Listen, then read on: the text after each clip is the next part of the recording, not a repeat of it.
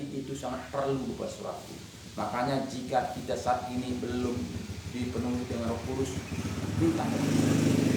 mintalah kita dituntun Roh Kudus supaya tidak lagi dengan akal kita memakai firman Tuhan ini, tidak lagi dengan kepintaran kita menerima firman Tuhan ini, tapi dengan tuntunan Roh Kudus. Bapak Ibu Saudaraku yang saya kasih dalam nama Tuhan Yesus, seperti saya ini Bapak Saudaraku, jika saya andalkan kekuatan saya, jika saya andalkan kepintaran saya, apa yang saya bisa buat? Apa yang saya bisa lakukan? Sedangkan Bapak Ibu Saudaraku yang saya kasih dalam nama Tuhan Yesus, saya tidak tahu apa-apa. Saya tidak punya sekolah, SD pun tidak tamat. Apa yang saya bisa sampaikan? Apa yang saya bisa perbuat untuk Tuhan?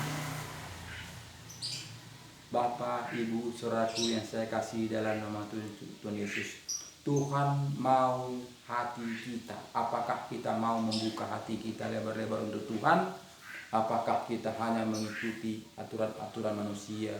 Cukup percaya saja, cukup tahu saja, cukup memperingatinya saja. Itu semuanya dilakukan manusia.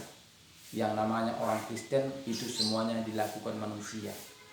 Memperingati Natal, memperingati kelahiran Tuhan Yesus, memperingati kematian Tuhan Yesus, memperingati kenaikan Tuhan Yesus, memperingati keturunan Roh Kudus. Itu semuanya dilakukan orang Kristen. Tapi apakah kita ada perubahan? Apakah kita mau menerima Dia menjadi juru selamat pribadi kita? Apakah kita memberi hati kita dituntun dengan Roh Kudus? Jika akal kita yang bekerja Bapak Saudaraku, berarti kita tidak dituntun dengan Roh Kudus. Jadi harus kita membuka hati kita dengan lebar-lebar, matikan kedagingan kita. Jika masih kita ingin dihormati, ingin disanjung-sanjung, berarti itu masih kedagingan kita Bapak Saudaraku. Jadi kita menjadi anak-anak Tuhan harus kita menjadi keset kaki. Namanya juga hamba, babu, budak, pembantu. Jadi bukan kita bos, bukan kita dihormati, tapi kita ini adalah pekerja, pembantu. Itu kasarnya. Jadi banyak saat ini kita bos, duduk di kursi empuk, ingin disanjung, ingin dihormati. Sadarlah kita Bapak Saudaraku, hidup ini sebentar, semuanya itu akan kita tinggalkan. Jika seperti yang kita lakukan selama ini Saudaraku, apa bedanya? Anak dunia juga kalau bos itu tahu siapa saya ini. Belum kenal kalian siapa saya. Itu dunia Bapak Saudaraku. Jadi kita menjadi anak Tuhan, orang tidak perlu kita kenal siapa kita. Tapi kita lakukanlah semampu kita. Tuhan akan menilai kita. Tuhan akan memberikan upah kepada kita. Walaupun kata orang kita apapun namanya itu tidak peduli. Karena apa? Karena bukan manusia yang menilai kita, tapi Tuhanlah yang menilai kita. Jika kita berpengharapan kepada manusia, tentu kita tidak mau melakukan firman Tuhan. Karena apa? Karena kita ini, dunia mengatakan mati rasa. Si sembiring itu sudah mati rasa katanya Bapak Saudara.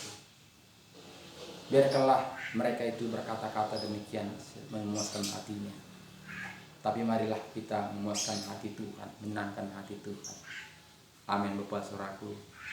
Jadi di sini jelas tadi katanya kepada kita tadi Bapak Saudaraku, tetapi buah roh ialah kasih, sukacita, damai sejahtera, kesabaran, kemurahan, kebaikan, kesetiaan, kelemah lembutan, penguasaan diri. Tidak ada hukum yang menentang hal-hal itu. Barang siapa menjadi milik Kristus Yesus, ia telah menyalibkan daging dengan segala hawa nafsu dan keinginannya.